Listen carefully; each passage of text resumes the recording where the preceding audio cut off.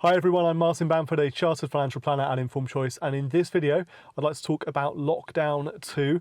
That's right, Boris Johnson, the Prime Minister, announced last night, Halloween, the 31st of October 2020, that England will be going into a new national lockdown with effect from Thursday the 5th of November. It's going to last all the way through until the start of December, initially at least. Lots of speculation already, it could be extended. And that means there's going to be some widespread implications for the economy, for jobs, for businesses. So in this video, I just wanted to look at three factors really. Firstly, the furlough scheme, which is being extended. Secondly, grants for businesses which are forced to close as a result of this new national lockdown. And thirdly, mortgage holidays, which are being extended too. So taking an in-depth look at what we know so far about all three of those factors. Let's start then with the jobs retention scheme. The jobs retention scheme was supposed to close yesterday, 31st of October, and it be replaced by a new job support scheme. However, it's now being extended through until the 2nd of December, so we're still going to have furlough. And the furlough we're getting back is the furlough we had back in August, which means 80% of salaries being paid and employers having to pay national insurance and pension contribution costs. So the government isn't paying the full whack for furlough this time round. They are expecting employers to make a contribution, and on average that contribution from employers will be about 5% of the payroll cost. So there's a maximum limit on this furlough scheme, £2,500 per month. So if you earn more than that as 80% of your pay, then there'll be a cap placed on how much you can claim under furlough.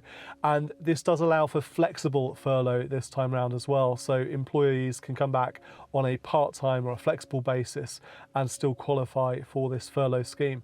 I guess the difference furlough this time compared to furlough the first time round is that schools are remaining open for lockdown 2. So we're not going to see this widespread need for parents to go off on furlough because of providing childcare and homeschooling. That is quite different to last time. And quite a few cynics I've seen online in the past 24 hours or so have pointed out that with furlough coming into an end yesterday on the 31st of October, we would have seen many job losses, redundancies, because of this new job support scheme that was meant to be introduced, which has now been deferred. So it may well be the case that the payroll numbers are much smaller this time round, fewer people being able to claim furlough because they're now out of work. And that could mean much higher claimant counts for universal credit, but only time will tell how much take-up there is of furlough this time round, how successful the scheme is. Now, the second part of the economic support packages we know about so far are grants for businesses in England which are forced to close because of these lockdown measures. And those grants are going to be worth up to £3,000 per month. There's some additional grants support in there for local authorities too, but I'll read through my notes for this one because it's in different tiers depending on your rateable value of your property that's being forced to close. So for properties that have a rateable value of under £15,000, the grants will be £1,334 a month or £667 for 2 weeks. For properties with a rateable value of between £15,000 and £51,000, the grants will be £2,000 a month or £1,000 for 2 weeks. And then for the most expensive rateable value properties, those with a rateable value above £51,000, the grants will be the full £3,000 a month or £1,500 for 2 weeks. So it means that local authorities will be once again responsible for distributing these grants to rateable businesses with rateable properties in their local authority area. We're waiting for further detail on this, but it does appear just to be for businesses which are forced to close. So we know that non-essential retail is being forced to close, and also businesses in the hospitality sector, so pubs, cafes, restaurants, although those can provide a takeaway service. So we're going to have to wait and see some more detail when it comes to these grant payments and who will qualify, what the application process will look like. Local authorities will also be receiving an extra £1.1 billion of funding, equivalent to £20 per head in a local authority, and that will be available for discretionary grants to businesses that don't qualify for the original grant scheme, and that's because they don't have premises with a rateable value. And then part 3 of the economic support measures under lockdown 2 are mortgage holidays. The mortgage holiday scheme was due to finish yesterday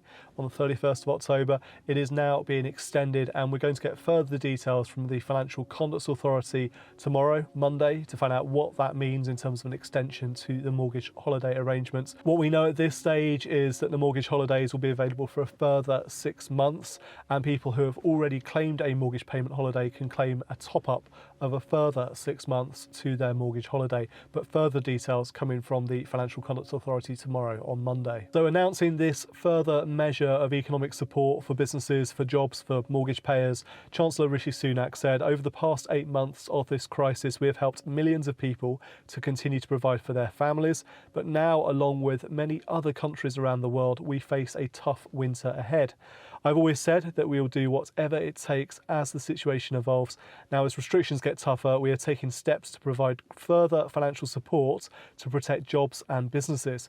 These changes will provide a vital safety net for people across the UK. What do you make of these financial support measures being introduced by the government in response to lockdown 2? Let me know down in the comments below. Thank you for watching this video. Do let me know if you have any questions at all about any of these issues, about the job retention scheme or furlough, about mortgage holidays and about business grants, and we'll do our best to answer those questions, particularly as more information is published. Until next time, I'm Martin Bamford, and remember, when it comes to your money, the more you know, the faster it can grow.